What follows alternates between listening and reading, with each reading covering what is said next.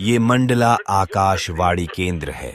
इस संगीत के बेला में आपको लेकर चलते हैं उस दौर के सुपर हिट गीत जिसमें संगीत दिया है डीजे बल्लू धुर्वे।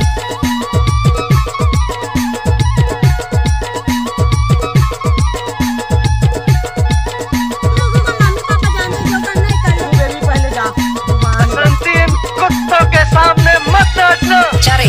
बल्लू धुर्वे जल्दा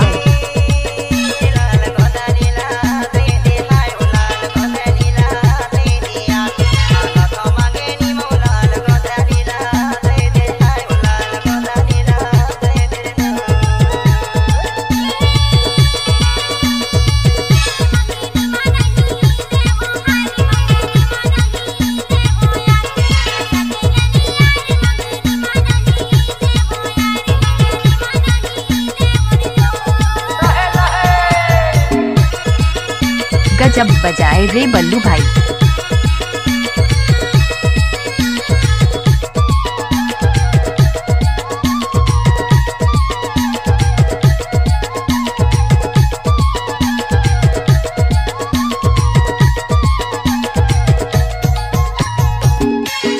डीजे बल्लू धुर्वे बल्लू धुर्वे।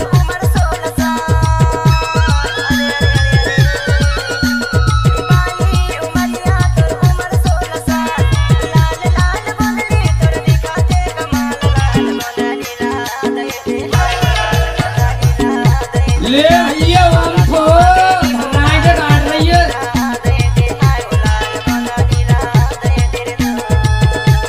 बल्लू धुर्वे जल्दा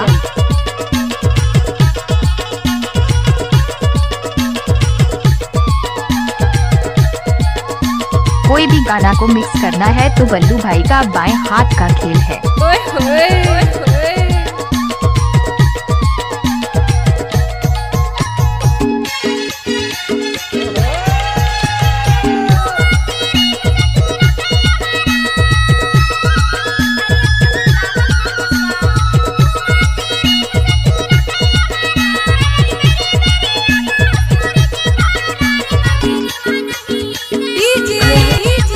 बल्लू धुर्वे।